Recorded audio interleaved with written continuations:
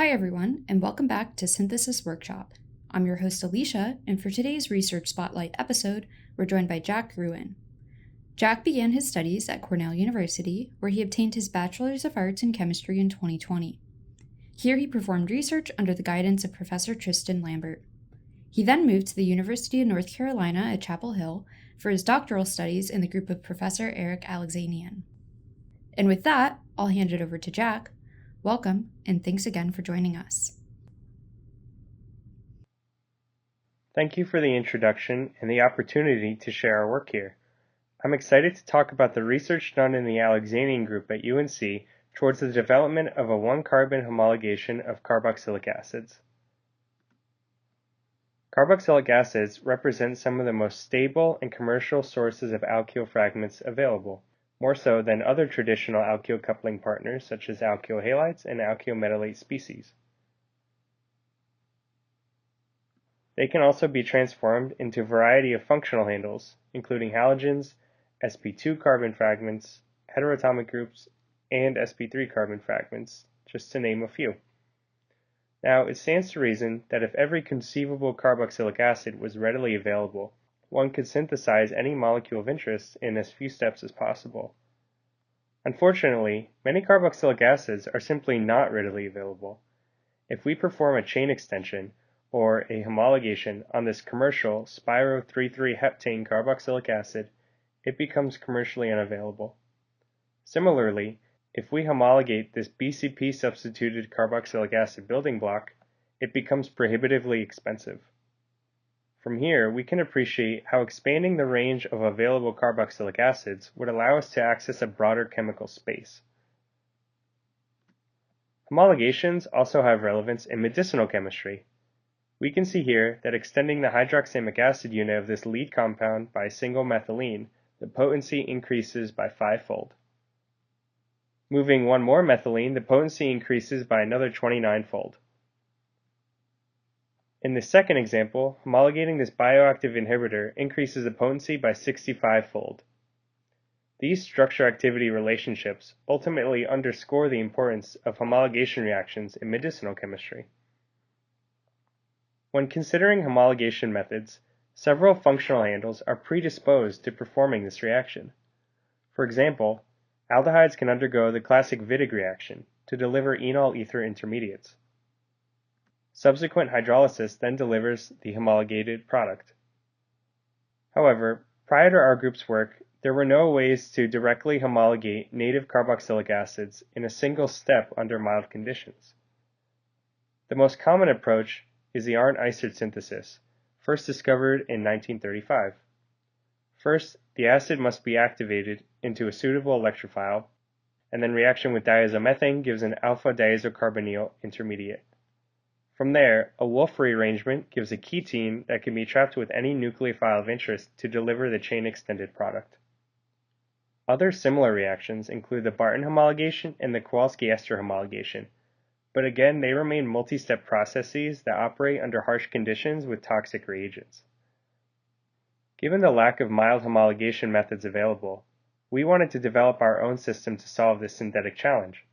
In the Alexanian group, we have a history of using amidyl radicals to selectively transform sp3-CH bonds and carboxylic acids from feedstock chemicals into desirable functional handles. Looking at our lab's prior works, there were two that inspired our strategy for developing a single-step carboxylic acid homologation. First, as shown here, in 2020, our group used N-terbutyl xanthilamides to enable a decarboxylative xanthylation of native carboxylic acids. This reaction operates by generating amidyl radicals in solution, which then react with the carboxylic acid group on the substrate via a hydrogen atom transfer process. We know this because in a labeling experiment using O-deuterated carboxylic acid, we observed quantitative deuterium incorporation in the amide byproduct at the end of the reaction.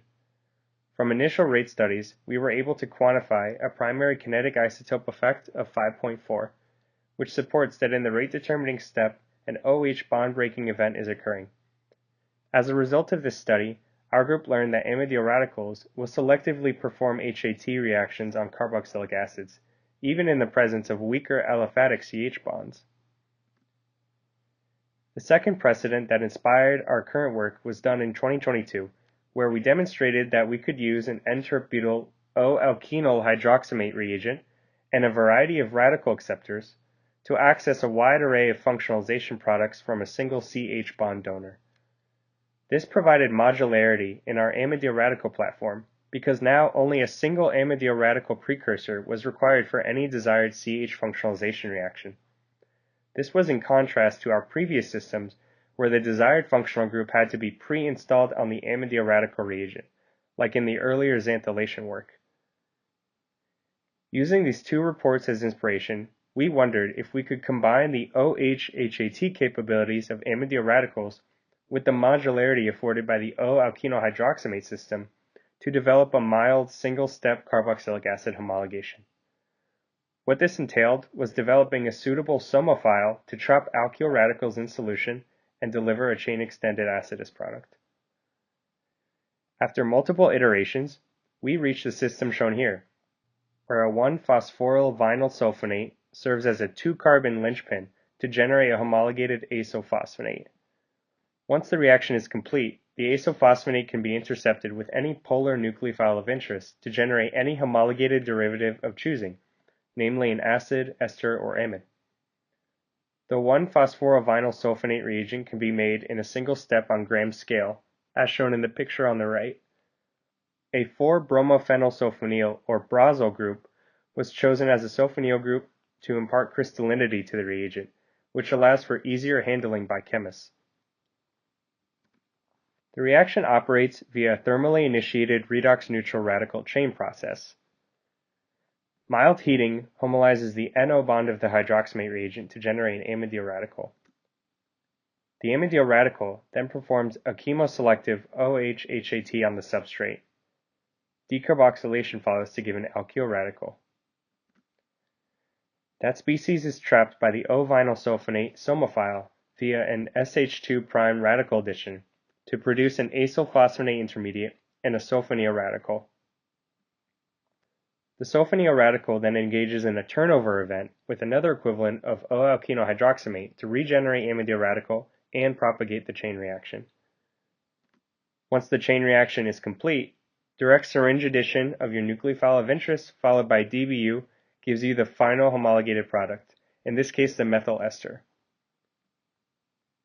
In our finalized system, we use carboxylic acid as the limiting reagent with 1.5 equivalents of O-alkenyl hydroxamate and 2 equivalents of the 1-phosphoryl vinyl sulfonate radical acceptor. The reaction solvent consists of trifluorotoluene spiked with hexafluoroisopropanol, or HFIP, which we did for several reasons. First, HFIP helps solubilize the substrates, which was especially helpful when handling complex acids.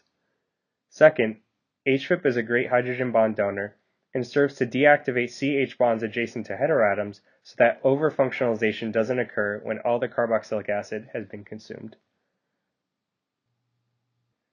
Looking at the scope, we're able to efficiently transform a variety of simple aliphatic carboxylic acids to their methyl and benzyl ester homologs in moderate to good yields. We can also homologate amino acids and strained ring carboxylic acids.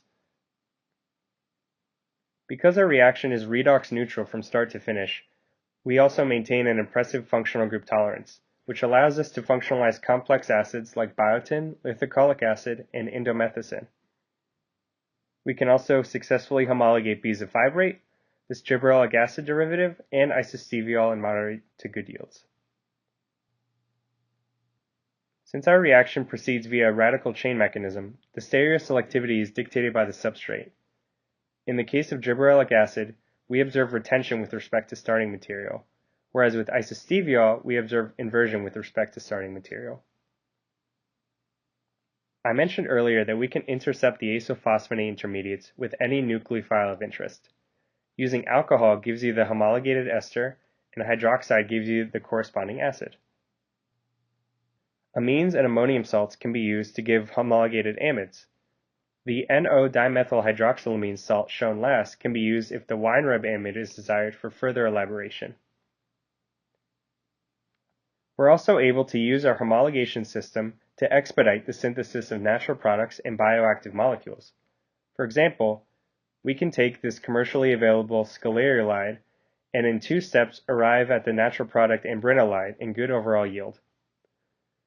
In the first step, hydrolysis of the lactone gives a hydroxy-substituted carboxylic acid. Then in the second step, homologation followed by intramolecular lactonization gives the ring-expanded product. In comparison, if someone had to synthesize ambrinolide from scratch, it would take approximately 14 steps and 5% overall yield. In this second example, we're able to homologate this commercial 3,3-spirocyclic acid and intercept with methylbenzylamine to give the homologated amide. In a second step, Bach-D protection and urea installation give this bioactive NAMPT inhibitor. In the original report, the authors use a 7-step synthesis with a variety of functional group interconversions. These examples help to illustrate how we can use our homologation protocol to reimagine synthetic routes and expedite complex molecule synthesis. As one last demonstration of the versatility of our newly designed O-vinyl sulfonate reagent, we wanted to apply it in a photo-redox decarboxylation manifold. Using an acridinium photocatalyst, we were successfully able to homologate a subset of simple carboxylic acids in moderate to good yields. With that, I'm glad I was able to share the work we've done towards the development of a mild, single-step homologation of carboxylic acids. I'd like to thank the group for their support. My co-first author, Richard, worked with me on this project from start to finish and was integral in its success. Likewise, my boss Eric and our collaborators at AbbVie were supportive throughout the whole process. If you want to read more about the work, I encourage you to check out our paper as well as visit our group website for updates about new research directions. Thank you to Jack for this spotlight on his new homologation technique. If you'd like to learn more or use this method yourself, please check out Jack's recent publication in JACS. If you've enjoyed this episode and would like to support our podcast, please consider subscribing to us here on YouTube or following us on Twitter. Thanks again, and we hope to see you next time.